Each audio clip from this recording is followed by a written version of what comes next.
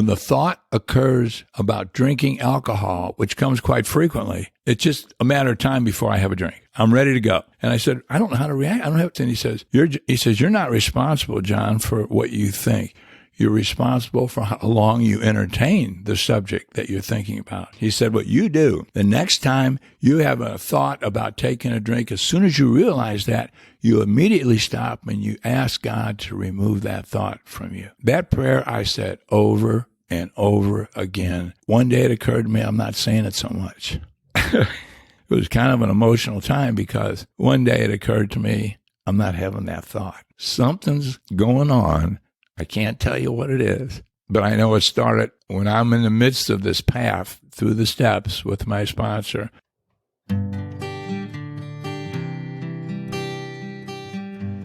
Well, hello, friends of Bill W. and other friends. You have landed on Sober Speak. My name is John M. I am an alcoholic, and we are glad you are all here, especially newcomers. Newcomers, that is, both to recovery as a whole and newcomers to this podcast. Sober Speak is a podcast about recovery centered around the 12 steps of Alcoholics Anonymous. My job here on Sober Speak is simple. My job is to provide a platform to the amazing stories of recovery all around us. Consider Sober Speak, if you will, your meeting between meetings.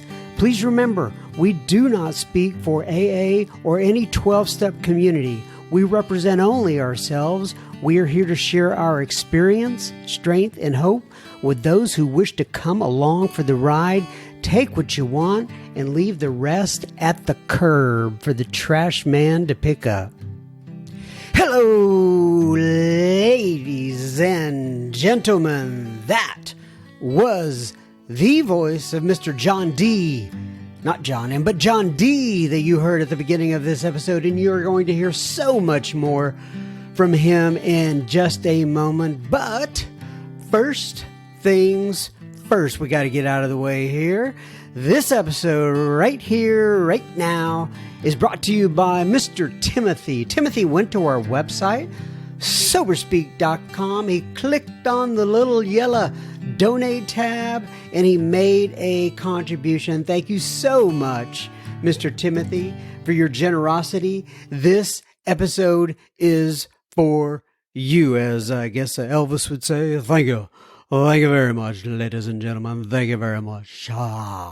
Anyway, I, John M., will be the chairperson for this meeting between meetings, and I am truly honored and privileged to serve all of you listening in. All right, so what do I want to tell you today? All right, so the next live event that we will have, Sober Speak Live, it's going to be a big shindig again. We'll feature Sumera S. from the Clean Air North group here in North Texas on March 20th, Friday at 7 o'clock p.m. and all of the information, including the address for the event, which is Grace Avenue United Methodist Church in Frisco, is located on our website, www.soberspeak.com. And just so you know, the one after that will be on June 5th, Friday, and it'll be with David G. And many of you know him from listening to the podcast. And then we'll also have Gary K. on December 4th. Yes, the same Gary K. that is here on the podcast. The only speaker that I do not have nailed down at this moment is for September 4th. So I guess just keep that in mind. We're going to have a live event on March 20th and on June 5th and on September 4th and December 4th. The last three, at least, are all Friday. Well, they're all Fridays at 7 p.m., in fact, at Grace Avenue United Methodist Church, and that's where we are going to be. If you know what? If you happen to be located here in the North Texas area, and you would be willing and or able to post a flyer at your group or other groups that you possibly attend, just send me an email to John, John, @soberspeak.com, and I will send you a flyer that we have prepared already, and you could just print it out like a most wanted poster and put it in in your group or at your treatment center or wherever you are. It's an open AA meeting, all these Sober Speak Live events, and all are welcome to attend. All right, let's just go on into Mr. John D. Oh, you're gonna love this episode here. So John D. has been sober for quite some time. He is going to talk about that right on the beginning of this episode because I asked him his sobriety date. What a fantastic man. He comes from an Irish Catholic family. His favorite hangout back in St. Louis was called the Aerospace Lounge. Do you have a favorite hangout that you used to hang in? Hopefully it's a former hangout. But he also talks about his bride, Patricia, and how he almost lost her due to his bout with alcoholism. And now they have been married since 1964. Little known fact about John, one of his favorite authors is Charles Dickens, and we talk about that during the podcast. He comes from a background of a legal background as a lawyer.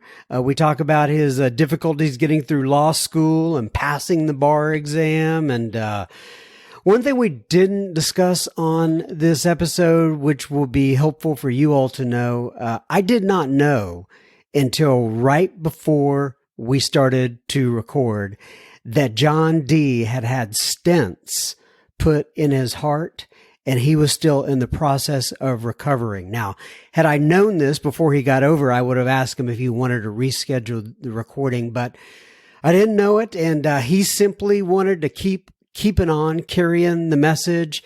John D. is just a wonderful man. He's a treasure. I know you're going to enjoy this episode.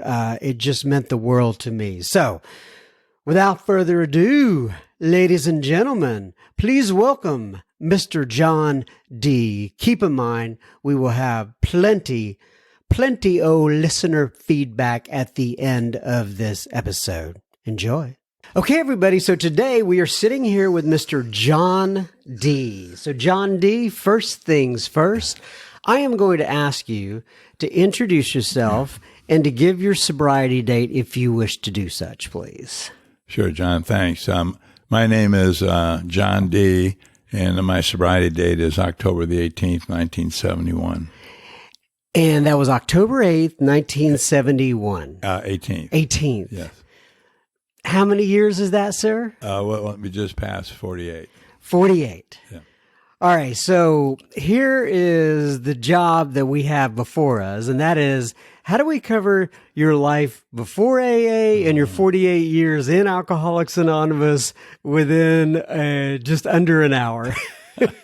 That'll be interesting. That will be interesting. Yeah, for sure. All right, so where do you want to start, John? I mean, do you want to go back to the beginning? You want to start, you have had, I'm sure, so many milestones within Alcoholics Anonymous. Really? Yes, it's hard to separate the wheat from the chaff in this circumstance.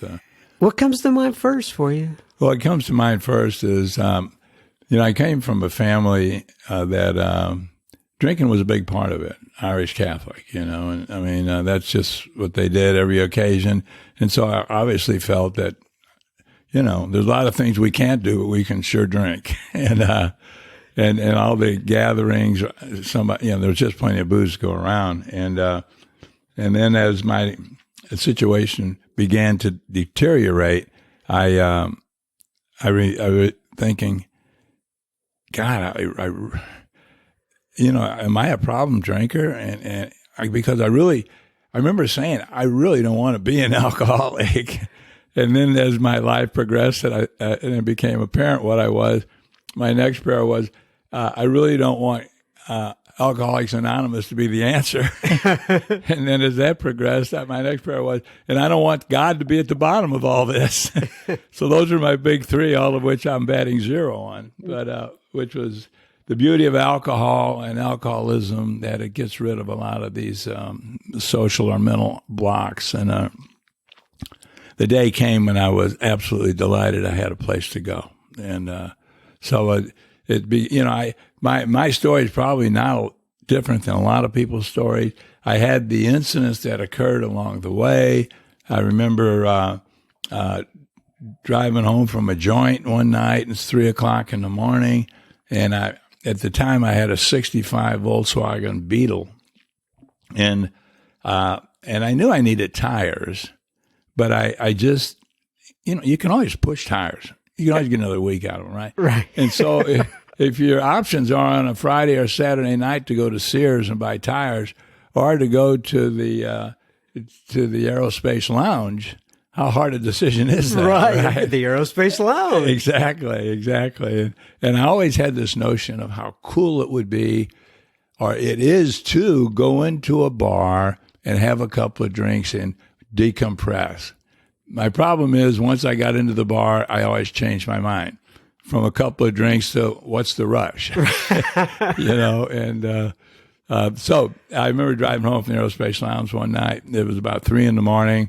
It rained. I was living in St. Louis at the time. It was 3 a.m, and I was driving down the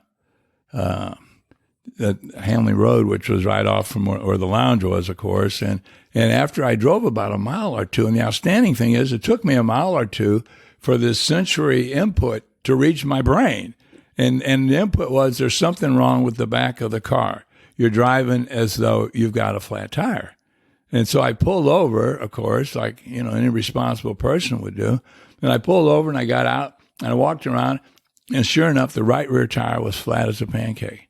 So I, what are you going to do at 3 a.m? And you don't call somebody. And so I got the jack out and I got the spare out and the lug wrench, and I was getting all this set up and to change the tire. And I was walking around from the right-hand side to the left-hand side because I left the car door open on the left-hand side. And these people driving by were kind of shouting encouragement of some sort to me.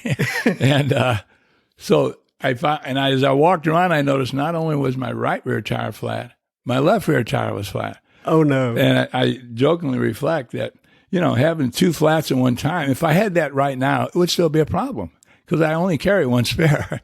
And but if it's 3 a.m. and you're drunk, it's an insurmountable problem. And I remember thinking, what to do? And the only thing I could come up with is saying, I'm not having two flat tires and I'm going home. So I got in the car and drove away. I didn't put the spare tire back in. I didn't put the jack off. His car was still jacked off. I just drove off the jack. Oh, no. And after a while, at the beginning, the rubber makes a terrible racket. But then after a while, it goes away. And it's just steel against concrete. And, man, did I have a spark show going on behind the car. And so anyway, I drive into the parking lot of my apartment, and they had just asphalted it that day, a new asphalt surface. And that's the day I grooved in. Mm. And when I come home from an event like that, an occurrence like that, not always tired, but, some incident, I'm indignant. How can this happen to me? And I walk into the house and slam the car door. The next morning is a work day. And it occurs to me when I woke up, I've got a car in the parking lot with no rear tires on it, and I got to go to work. And it's one thing, coming home is indignant that way, but waking up to the reality of it, I'm thinking, I can't cope with this. And so that was back in the days when Patricia, my wife, would still call in for me. So I had to have the flu again. Right. And she called in. And like Norm Alpe says in his talk, he said, he has the flu, all right. He flew under the bed. So anyway, take the day off, get a tow truck, tow the car into the shop. So earlier I needed 2 tires. Now I need 2 tires, 2 rims, a hubcap, a lug wrench, a jack, all the stuff I left. When it's time to go, it's time to go, right? And so it's one thing to drive home from a joint without tires. It's another thing at 8 a.m. to go to work without tires. And nobody does that. You may have noticed. Mm-hmm. Nobody sits at a stop sign sipping coffee with no rear tires. Anyway, these incidents started occurring in my life. We were first married. And this is back, of course, in 1964 when we got married. And I just started law school. And And so, it's a Friday night, the first Friday or second Friday night, somewhere in there right after law school. And I said, Patricia, I'm going to go to the library and do some research. We got this paper to do. I like to joke with people now. The library is where they keep books, in case anyone doesn't know that. Yeah. And so I said, I'm going to the library. Closes about 10:30. I'll see you, 15 after that. And off I went to the library. Well, I never made it to the library, but I made it reasonably close to the library where there's a bar. And I thought, well, I'll just stop in and have a beer or two, because we all know that helps legal research, right? Correct. And so I went into and I never got out of the bar until they closed it. And I was driving home that night, and blink of an eye, I don't know what happened. I distracted. I look up, and there's a post in front of me, and I hit the post. And immediately following hitting the post, my mouth hit the steering wheel and knocked my 2 front teeth out. So here I am. I was thinking, God, I know you don't back up time, but I don't need to go far. Right. I just need to go to the period where I had teeth.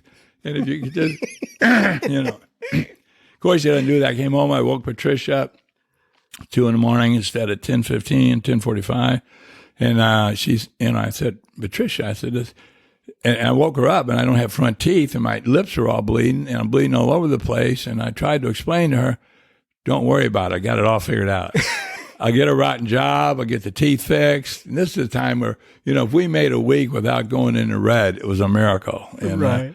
And so, of course, I couldn't get the teeth fixed right away. We went to the dentist the next day. It was a Saturday. Driving home from the dentist, she said, I can't do anything. I got to put it. So driving home from the dentist, I said to Patricia, tonight's Bob's party. He and his wife Jody are throwing a party for, meet your fellow students deal. And she looked at me and she said, you're not planning on going to the party, are you? And I said, why not? The incident was last night. And she said, but you don't have any teeth. Anyway, I heard about this technique. And people in my predicament. And that is that if you take some paraffin wax, you can kind of fashion some teeth, and it'll at least be white, where that should be white. And so I did. I put this paraffin wax in, and I even had a little line going down the middle. And so look, from a distance, it looked like you had teeth, but up close, it looked like paraffin wax, And of course, you can't eat with paraffin teeth. No. But who's going to eat? Another one of my, now you may have noticed that Norm Alpe is one of my favorite speakers. I first got sober, but Norm was saying the best booze in Elk he ever drank was somebody else's. Mm-hmm. And so Bob was paying for the booze that night, and I thought, I want to go drink some of his booze. And yeah, we went to it's hard to get to that circumstance when you show up at the party. And I've learned one lesson, and I'm fortunate I didn't have to use it again, but the lesson is always have a story prepared before you get there. That's right. Because the first thing they say is, John, yesterday you had teeth, and tonight you have paraffin wax there. What's the deal? And on the spur of the moment, I had to come up with a story. And I said, I was driving home from the library. I stuck with that. Stuck with that? Well, I was close. Right. I was driving home from the direction of the library. I guess it would be more accurate. And a deer ran out in front of my car, and I swerved to miss it and hit a post. Okay, it's 1964. It's downtown St. Louis, where the law school is. And there's no deer and antelope at roaming, And of course, I got the quizzical look back, like a deer, but once you get a story out there, you got to stick with it. And I got to ride this baby out, And anyway, so things like this started showing up in my life. I mean, things went obviously from bad to worse. And the thing that is so astounding when I look back on my life is the fact that I could not see the decline as it was occurring. Mm-hmm. It just was, I couldn't see it, because it was always circumstances. It was always somebody else it was always something other than my desire to drink and what it did and what price I paid to get to go do it. And that's what I was, graduated law school. Somehow I miraculously made it through law school, and which is the hand of God. And I look back again in my life, I say, man, how often you were there, God. And I didn't even thank you at the time because I didn't see your presence. But I did graduate, and I had a job at a aircraft company in St. Louis, which is a pretty nice job. The reason I had to get that job is because I had just taken the bar exam and didn't do very well. And so in a sequence, I flunked the bar exam, and which didn't surprise me really. And then I was working at the aircraft company, and I just lived for weekends. To me, weekends was where the action was. And I mean, I don't have any money. We're living, I have 2 kids now. I owe a huge debt to for going to school. But the weekends were like, on Friday night, I could drink with impunity. It seemed like I could just drink until it was over. Saturday night and Sunday night. And Sunday night, I could just stop. I could do that. You're 26. You can drink like crazy and then quit, and then the next day look normal. Well, you can for a while. I remember because this one morning, I don't remember the exact day. I do remember it was in August, and it had to be in 69. Yeah, 69. And I was sitting in my office, which was a huge office. It was 300 plus people, desks butted up together, 2 phones on every desk, just a chaotic circumstance surrounding. But it was a fun place to work because there's always something going on, And this one morning, I'm sitting there, and I had just finished drinking like a mad dog over the weekend, and then quit. And here I am, Monday morning in the office, and I'm thinking something's happening. I mean, I'm not functioning. I can't keep a logical thought going in my mind. I'm losing something here. And then it occurred to me. I said, "You're going crazy, is what you're doing." This is how it looks. Wow. And I think, well, what do? You're in the contracts department on a Monday morning at 10 a.m. and you can't act out like some maniac, So I got up and walked out. My wife took me to she said, "What do you want to do?" I said, "I need to go to the hospital." I know when I'm in trouble. And when I'm there, I'm ready for any help I can get my hands on. So she went over and we checked me into the emergency room at St. John's Hospital. And when you walk in any hospital, the first question is, what seems to be the problem? Right. I remember him asking me that. I'm thinking, this is great. I can get this thing out on the table and we can get it resolved. And so I started answering the question of what seems to be the problem. But instead of coming out with some sort of a coherent answer, when I reflect back, it seems as though I said every word I knew in no particular order without punctuation. And the more I talked, the more quizzical their expression became. And then at the end of it, I thought, well, I'll bring this all together, and they'll go, oh, and they'll all coalesce. But when I got finished, they just said, well, sir, we think you ought to check into the hospital. And they put me in a psychiatric ward, and which, looking back on it at the time, I really loved it. It was a brand new hospital, the Ward 3B, psychiatric ward. I had a green wristband so I could roam the grounds, but they all knew where my home was, the psychiatric ward. And I found it to be a rather great experience, except that you could, if you go to buy cigarettes, they'd sell you cigarettes, but they wouldn't say give you matches because of the green wristband. Or you could buy a razor, but no blades. There were certain limits on what green wristbands can do. So, in any event, I was assigned a psychiatrist who was beautiful. This guy was absolutely beautiful. Somewhere around session 3 or 4, early in our experience together, he said that, how much do you drink? And I didn't mention drinking in any introductory comments or anything.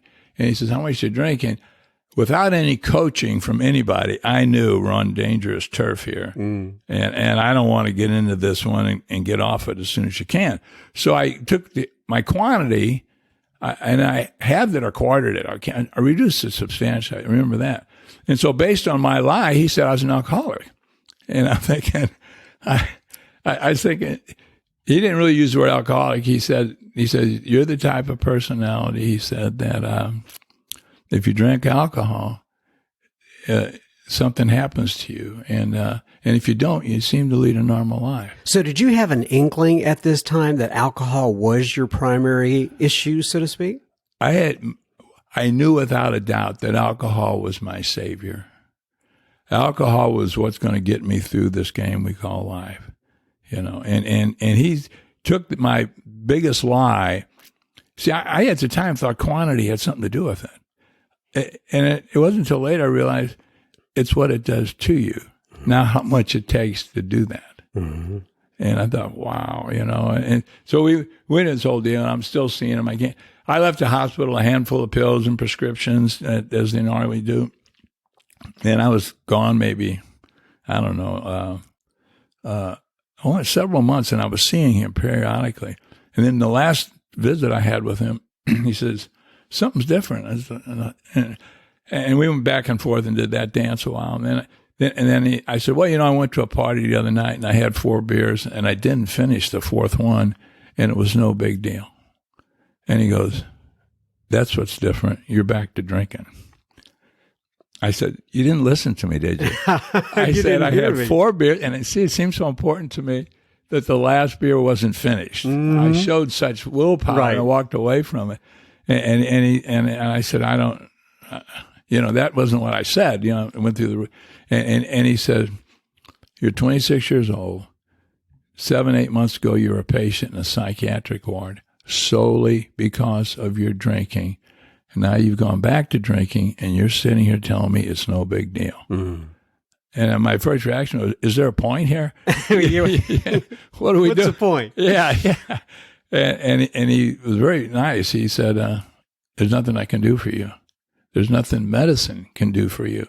He says, the best thing that can happen to you is you bounce in and out of places like this. And he said, if you're lucky. He says, and one day you'll die from it or you'll commit suicide. That's the future for people like you. Sounds very similar to the conversation that Dr. Jung had with Roland. Oh, I love that. I love that part of the book. I love that, the introduction. I love Silkworth in the Doctor's Opinion, second supplement, where he talks about what's necessary for me to have is a complete psychic change, whatever that is. And then the next story I come up to is Roland, right? And he's in Switzerland, and he thought he gained such insight into himself, a relapse was unthinkable. And yet on the way home, he gets drunk. Right. And then he goes back, and Dr. Silkworth says, Dr. Jung says to him, he said, once in a while, here and there's recovery for people like you, but it takes a huge emotional rearrangement of everything important in your life and everything significant, cast aside for a new set of values. And I'm thinking, God, what is that? But, and so I hear people talking. They say, well, we're at a meeting. Someone will say, well, my uncle has a drinking problem. It looks like he's going to die from it. And then the next question is at the meeting, well, did he ever try A? And it's kind of slough response. Well, he tried it, but it didn't work. And I'm thinking, I want to say, did he get to step 10? And if he didn't get to step 10, I don't want to hear anything more from you. Mm. But if you got to step 10 and you're telling me it didn't work, I'm interested, because we're talking about an exception, in my opinion. Because at the end of step 10, for this time, sanity will have returned. We will seldom be interested in liquor. If tempted, we recoil from it as though a hot flame. That's the miracle of it. It didn't happen with any effort or thought on our part. It's been removed. We haven't quit. The problem's been removed. And to arrive at that place in life, from a place when I wake up in the morning, I'm in bed with Patricia, and my first thought is, when and where am I going to get a drink? And we're going to resolve this before I get out of bed. Oh, I'm not getting out of bed. And once I had it resolved, then I had a goal. Shave, get out of that place, and get to where we're going to make the drink occur. To go from that person to a person that's seldom interested, and if tempted will recoil from it as though a hot flame, and I haven't even quit. Bill Wilson never quit. In Towns Hospital, he was removed from alcohol for the last time. He never said I quit. And when I get to step 10, the complete psychic change of Silkworth and Young has occurred. And that's the first time we get evidence of its occurrences at the end of step 10. And to me, that's just because I didn't even know it occurred. All of a sudden, I'm going to meetings, I'm doing what my sponsor says, and he said, do this, and I'm just singing like a baby half the time, complaining, and he's prodding and pushing, and I'm working the steps in a very sloppy manner, I thought, but I'm working them. And one day it comes, and I can't tell you the day it came. All I know is I'm not interested in this anymore. Incredible moment in my life.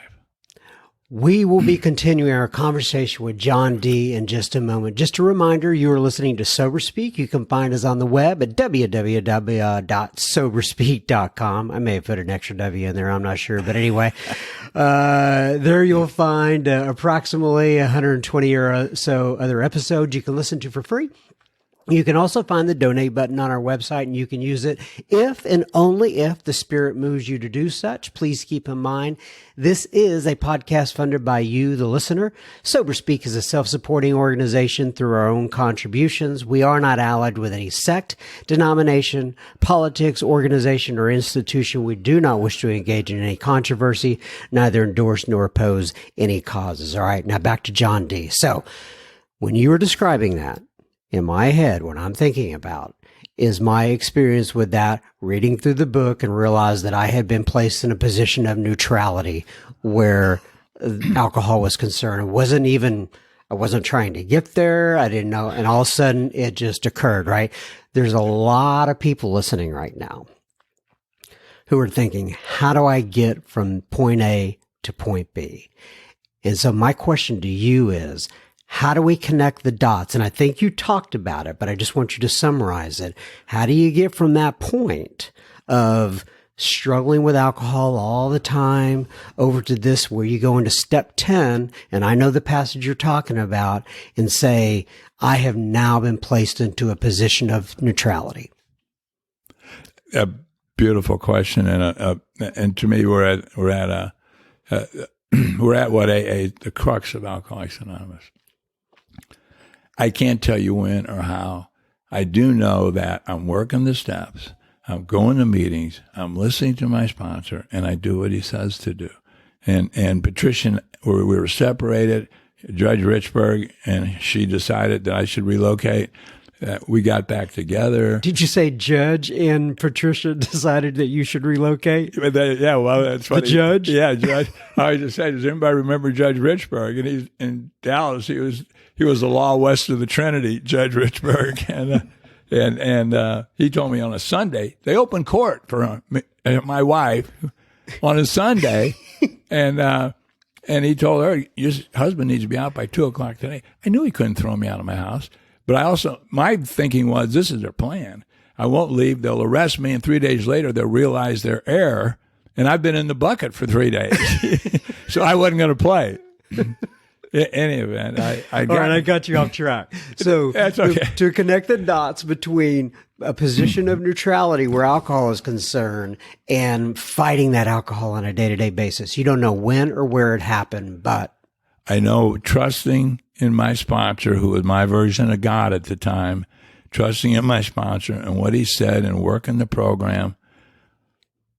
I remember saying to my sponsor, Clayton, I remember saying, Clayton, here's my problem. I've been in and out of AA 3 years before I met you, and I was a perennial loser. And I said, here's the problem. When the thought occurs about drinking alcohol, which comes quite frequently, it's just a matter of time before I have a drink. I'm ready to go. And I said, I don't know how to react. I don't have defense. And he says, you're not responsible, John, for what you think. You're responsible for how long you entertain the subject that you're thinking about. He said, what you do, the next time you have a thought about taking a drink, as soon as you realize that, you immediately stop and you ask God to remove that thought from you. And that prayer I said over and over again. And one day it occurred to me, I'm not saying it so much.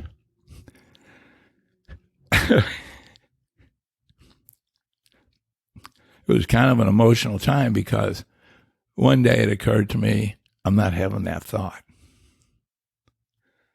Something's going on. I can't tell you what it is. But I know it started when I'm in the midst of this path through the steps with my sponsor and doing what he says. And he was a beautiful sponsor. I mean, he said, you're going to get in arguments with Patricia. And I said, but Clayton, she just said, he goes, let me give you a secret on your relationship with Patricia. Whenever you get in an argument, you're wrong. I hear you, brother.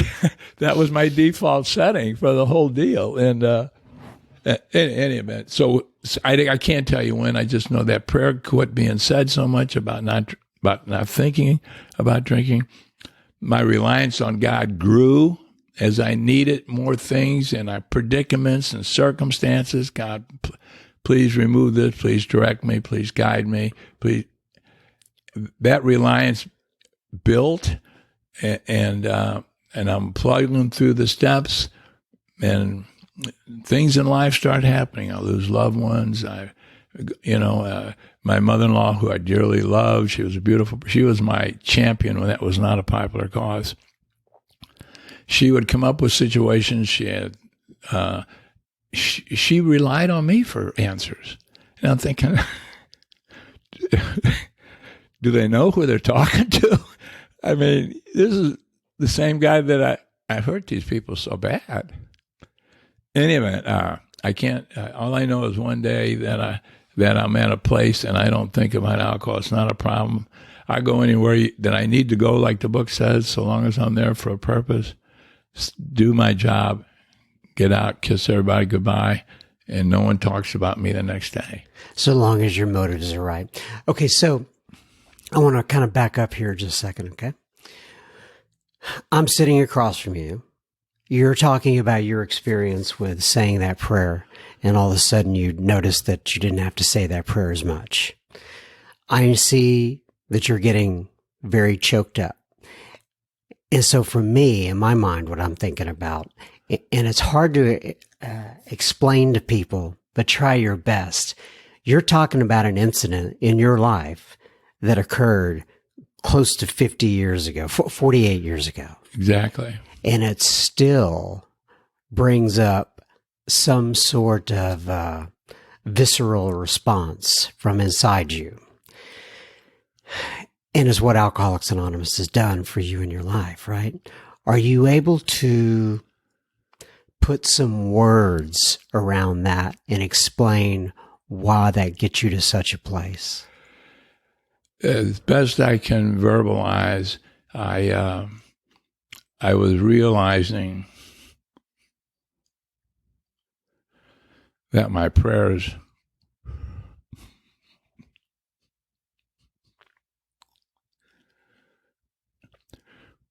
were being heard and answered.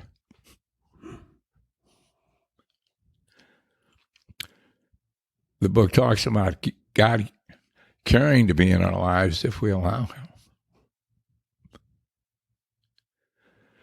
I think I'm more emotionally affected by it I am now than I was when it occurred. Because I can see with such clarity, reflection back on the hand of God throughout my life. We ran into each other at a party given by a guy named Steve for a whole bunch of people where it's feeding them at Thanksgiving, and it's just happenstance. I went to that party just because Steve asked me to go. I didn't want to hang around. I didn't want, and I went and did that. And the next thing you know, our paths cross. Right. And a significant event occurs. And it's just powerful stuff. And I think about that and I see God working in my life. Not occasionally, but quite often on a daily basis. Right. So, I mean, it's powerful stuff. It's a realization now. Like I said, it's more emotional now. At the time, I think, oh, thank you, God, down the road, and as though I had it coming. Yeah. What I had coming was a lot worse, any event, I get emotional when I get into the effect of God in my life, and it's just powerful stuff, you know. We were catching up just a little before we started, kind of getting to know each other, and you threw out that quote, just kind of like off the top of your head, by I believe it's Charles Dickens, if I'm not mistaken. Oh, the opening line of David Copperfield. Yes, and you were relating that actually to your life. Can you talk about that? Well, I first of all, one of my favorite authors is Charles Dickens, and I read a lot of his books, and his opening lines are great usually in his book. But in David Copperfield, which is my favorite book of Charles Dickens, he starts out in the opening lines. He says, "Whether I'm to be the hero of my own life, or whether that station shall be held by anyone else, these pages must tell." I thought, wow. So how do you relate that to your life? I never thought that I would have an opportunity to get to be a hero of anything, and to go from what I consider the depths of depravity, alcoholism, active drinking alcoholism, to a place where people treat me with regard. Wow, you know. And it seems to me Charles Dickens early in life realized what maybe his role might be to have a life that is of substance. And I never really thought in terms of so existential of an issue. I always thought in terms of get through today, making a whole bunch of money, and if you had to hurt some people, so what? It's the way you do business. To a place where it can all be compatible within certain limits, you know, and so actually at an early age, my job is to be the hero of my life.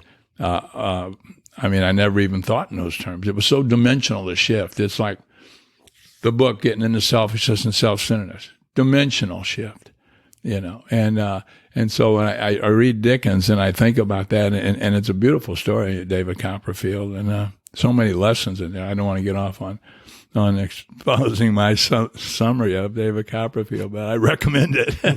Anybody that likes to read.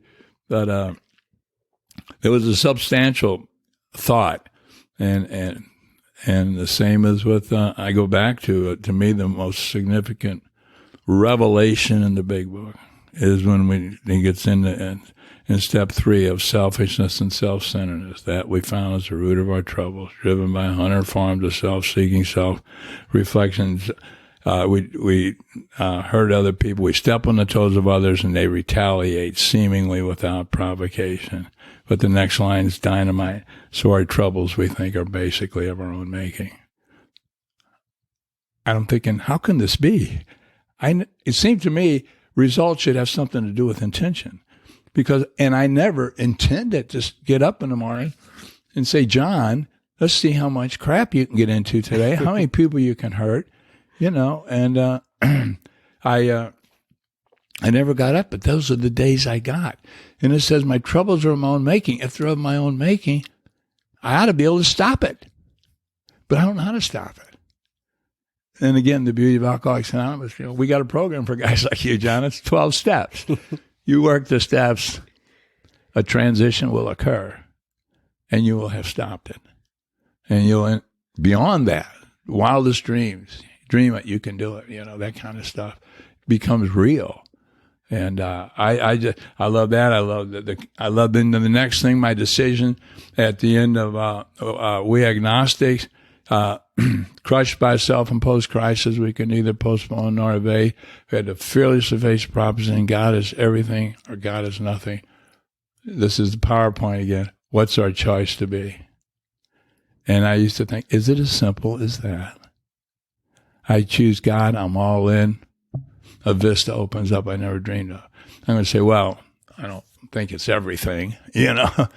And it's sort of like the response is, I hope you like the stuff you're getting now because you're going to get a lot more, you know. And to me, that is an inspired book, Wilson wrote. Yeah. And as he takes us through the steps on cleaning up wreckage, straightening out things, looking people in the eye, walking down the street and not have to cross the street because of them. And it's just inspired, absolutely inspired. You talked about your sponsor and the big book a little bit on the front end of this, or before we started chatting on mic. Why don't you talk a little bit about that? Oh, my sponsor was a guy named Clayton B. He was a carpet salesman. His goal was, he had a nice job, nice white collar job, and his goal was to be a finished carpenter, electrician, and a plumber. And and I picked Clayton as my sponsor because Clayton was a guy like myself. He was married, he had children, and it was a chaotic world he lived in because of households and raising families, and so it can be seen as chaotic, and yet he thrived in it. He thrived in it. He came to see me the night I made my last call for help to Alcoholics Anonymous. He and a guy named Wade R. came out to see me on a Monday night, October the 18th, 1971. And I was ready for them. And they were ready for me, except when I later found out they knew I wasn't going to get sober. My reputation preceded me. But Clayton just started sponsoring Wade that day. And so they were going to go home, watch a football game, but on the way home, they'd stop off, and then he could show Wade a drunk, me, and then they'd go watch the game. My point has always been, you don't even have to have a good motive on a 12-step call. Just make it, And so, long as I'm compressing this down, the next day or two, I asked him to be my sponsor. He said he would. Started a relationship. And he said, what are you doing this Saturday? I'm living in a one-room dump, okay? But when you even asked me today, what are you doing next week? I'm thinking, I think I'm busy. Here I am, a drunk with nothing but Gatorade bottles and Budweiser laying around. And he says, come over to my house. And so I went over to his house thinking we're going to sit in a living room and have coffee and smoke cigarettes and talk about me getting Patricia back, and putting my life back on track. And so I got there and his wife opened the door and I said, it's Clayton. And she goes, he's in the garage. And boom. And so I walked back to the garage. She showed me how to get there. And he was back there sawing some piece of wood. And he goes, hold this piece of wood, will you? And what Clayton did is he made furniture.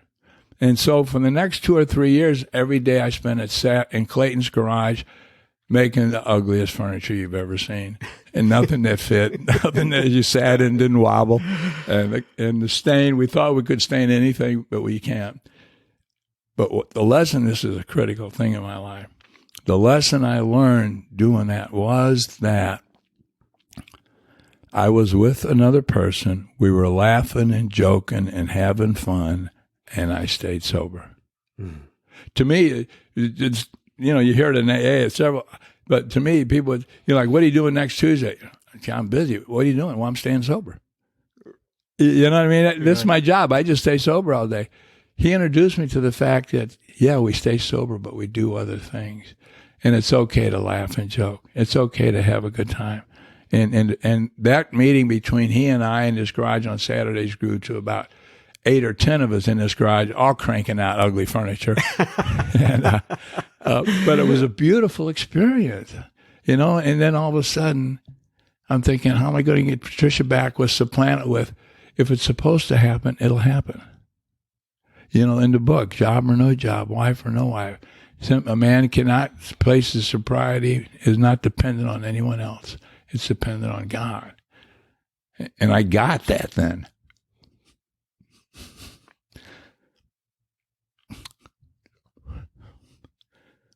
So that was in October. So what are you thinking about right now? I'm thinking about Patricia and I getting back together. And she's going to Al-Anon, and she's learning all their Maoist tactics on how to make alcoholics crazy. Maoist tactics? But I say that joke. I love Al-Anon. Right. I love those people that saved my marriage. But we started talking about, she said, what do you want to do? You want to get divorced? You want to get back together? I said, my thinking is I proved that I can't be married to you and drink. But I don't know if I can be sober and you and I be married together. And I thought I'd like to try that.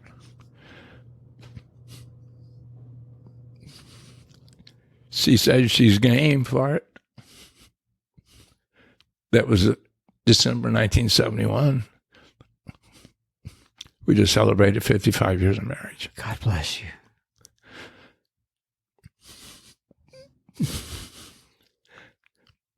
I don't know why I'm getting so emotional today. The import, every time I share this thing, the import of that kind of stuff, that kind of a memory, that kind of reality, it just slams home, and I go, thank you, God. It seems so insignificant. It was powerful. In any event, so I don't know how we got over on this trail, but Clayton was critical. Gotcha. In my life, and we formed a relation. Clayton believed anything worth reading and knowing about life. On the dust cover of our book, it says Alcoholics Anonymous, and then underneath it says the basic text of the program of Alcoholics Anonymous. So he was of the opinion that if you're interested in the basic text of AA, one ought to read the basic text. That's right. And he didn't get sidetracked with a lot of other books in psychology and different, and he stressed that. And Clayton got to where he only spoke in paragraphs out of the book. So if you're going to get to say anything, you learn a paragraph so you could say something, And but it was great, and I've come to be a believer in the Big Book. I've burned through 8 or 10 copies of it, and when I came in, the first book that was offered for sale was the second edition, and of course my second edition is now in a plastic lunch bag because it's deteriorated so bad. And my daughter hijacked it from me. She's sort of the archivist in the family. But it's a powerful book. And Clayton was the one to stress that. He stressed the Big Book. He stressed the steps. And every answer he gave was right out of the book. I'm going, give me some different stuff. But, in any event, it was a great run. Mr. John D., as you know, we prayed at the beginning of this, like I pray all the time, 3 things. Number 1, I prayed that you and I may grow closer to each other. Number 2, I prayed that we may grow closer to the God of our understanding. And number 3, I prayed that we would put something down on this recording that would help people in all 4 corners of the world. And I believe all 3 of those things came true. Well, I'm delighted that would be your observation. It would be certainly our goal. I know that. But if we actually put the ball over the touchline on those issues, that would be quite an accomplishment. You have done a great job. You got me tearing up a little myself, Mr. John D.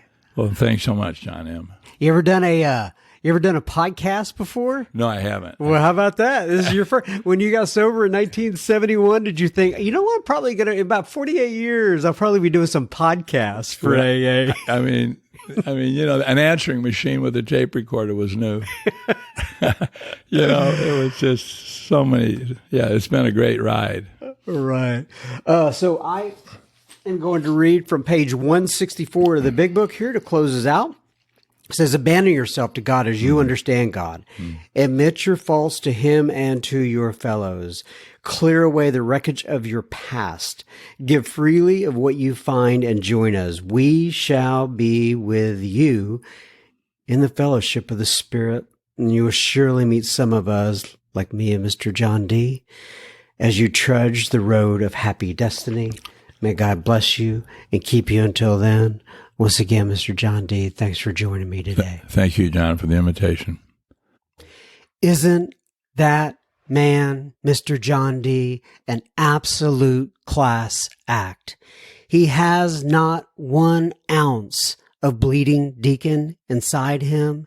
He is truly an elder statesman within our society, Alcoholics Anonymous, and I hope that I can be much like Mr. John D.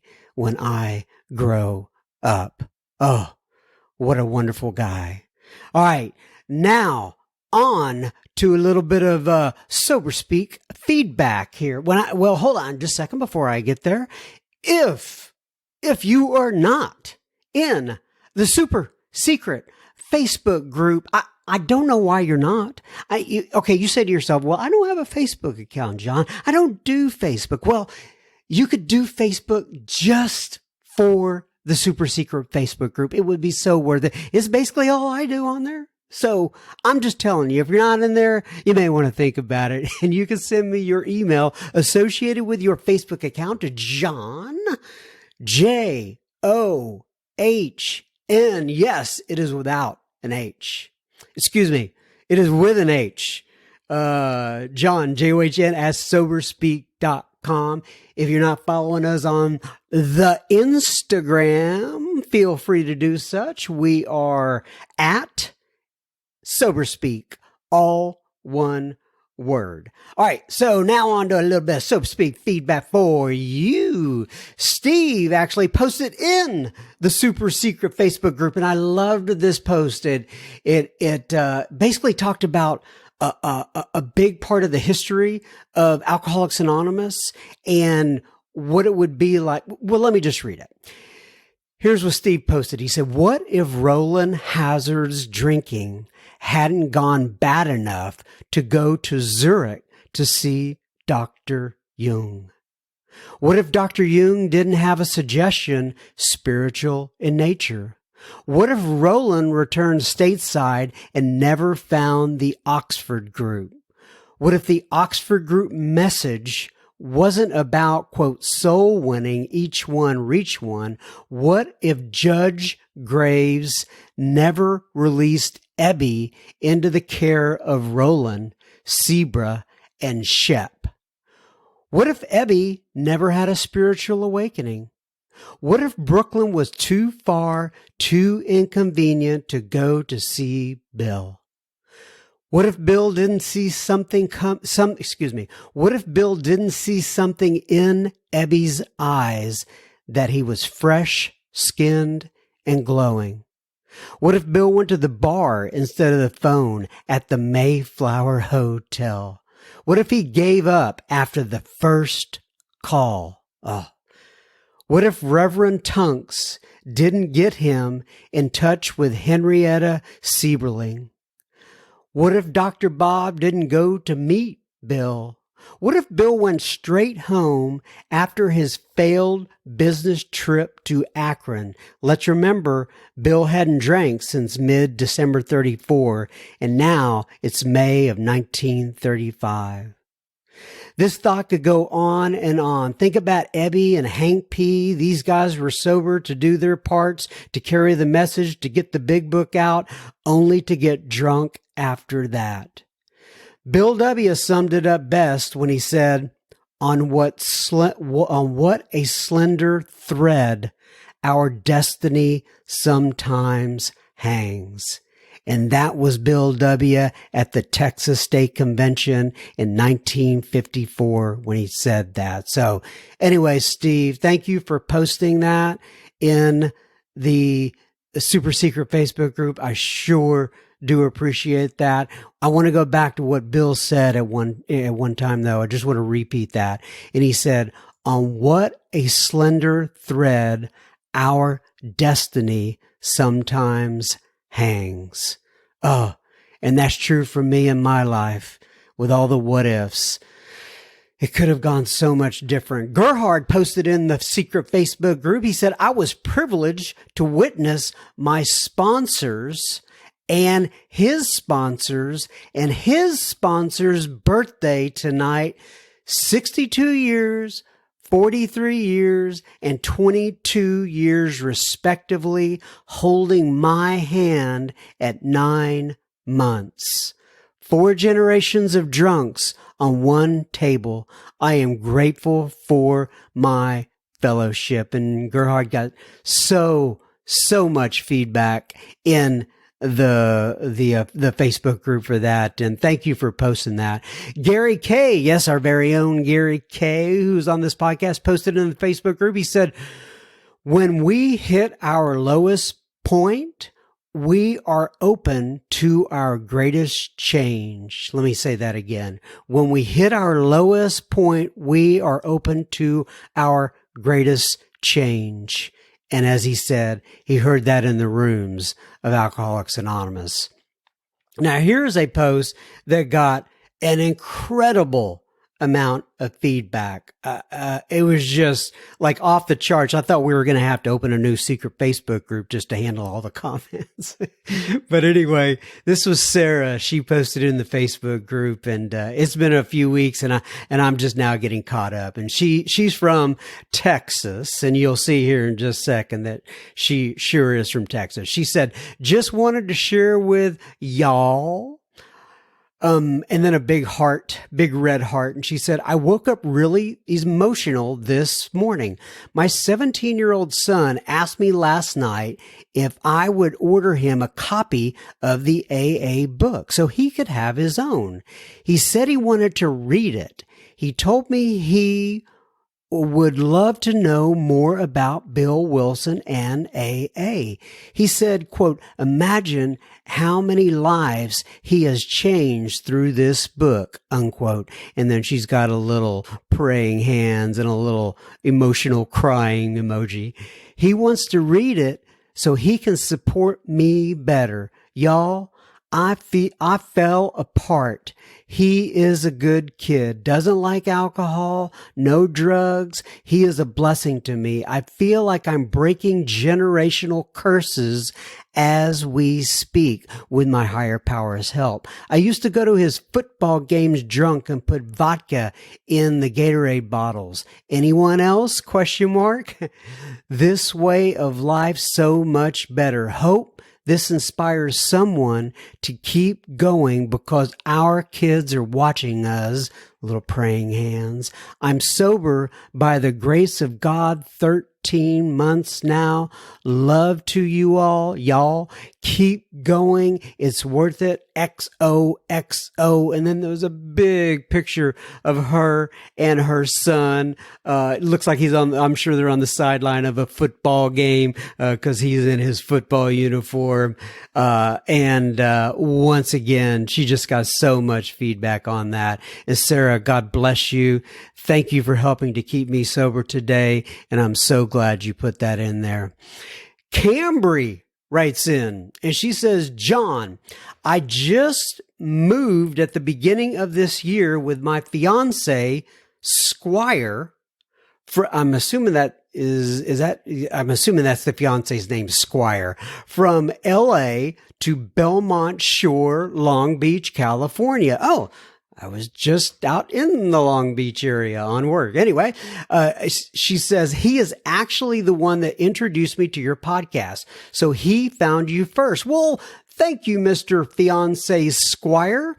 That's got to be his name, right? Squire. Anyway, and I'm so sorry, Squire, if that is your name and I'm talking about it and I'm so confused. See, nobody ever gets confused on my name because it's so plain. John, John, right? It's kind of good news, bad news. But anyway, so he found you first. We share our sobriety date of January 14th, 2020. They share their sobriety date. That is fantastic. Anyway, she says, Cambry says, "I'm actually originally from Texas. Hey, grew up in North Dallas, and before I moved to California 11 years ago, I owned a house in Frisco. Small world. Well, I wonder if we bought your house. That could be very strange, couldn't it? Anyway, thank you so much for all you do. I listened to episode 118 with Andrew A. Such a great episode, exclamation point. Keep up the good work, double exclamation point. Recovery has been good to me so far. Tons of growth and positive changes already. I am extremely grateful for the sober community and all the resources we have access to. I have been attending both with my fiance, who I'm assuming is named Squire, and individually AA meetings, and we have found a sponsor. So she goes in meetings with the fiance and individually as well. She said, "I did steps 1, 2, and 3 over a 4-hour meeting last weekend with my sponsor, and I'm meeting with her again tonight to begin step 4 before our women's group meeting tonight. Looking forward to the journey." So grateful for you and the podcast and all the bits of wisdom in it. Cambry. Well, thank you, Cambry, and thanks for helping to keep me sober today. God bless you. Bert B. Okay, so she knows I can't pronounce her name. She even says something in this email about it. Bert is from Norway, over there with all the feeds. Anyway, no, I say Norway and Sweden are two different countries. I am so geographically deficient. I am so sorry, Miss Bert. Anyway, hi is Berte from Norway. She says, hi again, John. Here comes some listener feedback from Norway. I just heard an episode with you on AA Beyond Belief. Yes, I have been on that podcast. And I found your episode with John S. on Sober Speak. My two regular podcast companions meet. Yes. Yes, we have been on each other's podcast. And she says, I'm not a believer, but I get a great deal from both traditional AA and alternative AA. Norway is more secular than the United States, and at our meetings, we find many variants of a, quote, higher power, unquote. At first, I reacted to all the talk about God, but now I see it as a part of my work with the steps, accepting everyone, regardless of my faith. Very well put there. I hope we all have a place in AA. I am now the chairperson, and by the way, we do. I am now the chairperson in my home group, and I will receive my 9-month coin tomorrow. Fantastic. But anyway, I forgot to write how heartbreaking the story of your mother was. It made a deep impression. Well, thank you. It's, boy, that was a long road, and, oh gosh, I miss her. Anyway, I'm not going to go off on a tangent about me. This is about your listener feedback. And she says, looking forward to more episodes of Sober Speak. Warm greetings from Bert F. The I is pronounced as it is, as you would in give. So Bert, so if I were, that doesn't help me. I don't know why. I'm so sorry, Bert. And Birtef. I am so sorry. I am butchering this left and right. George writes in the title of the, what do you call this? The email communication was Jimmy D. And he says, hi, John, with an H, big smiley face. So here's the reason I wanted to read this is because I've told you all before that if there's any of the speakers you want to get hold of, I can get you in touch with them. And this has happened 4 or 5 times now where people will write in and ask me if they can get these particular speakers to come out to their location. He says, I'm a committee member of the Wayfarers speaking meeting in Vancouver, Washington. It's close to Portland. We have been around for about 35 years. I've been listening to your speakers for several months. I've listened to most and some lots of times. Good stuff. We're always looking for speakers.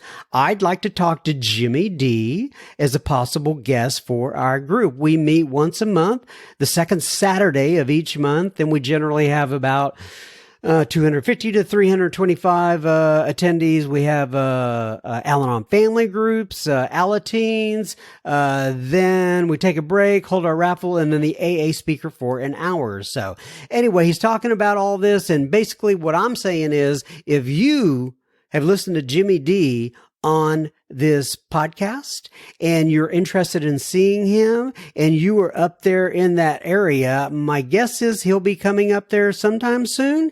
And I just wanted to let everybody know. And once again, if you have a request to reach out to one of the speakers I have on this podcast and you want to bring them in for something else, by all means, let me know and I can get you in touch with them. All right, everybody, that is a wrap for another week of the Sober Speak podcast. I take it 1 week at a time. I will most likely be back next week. Until then, God bless you. Love you. Thanks for listening in.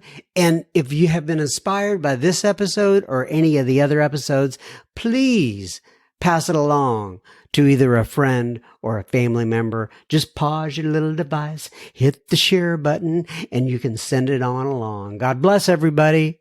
Adios.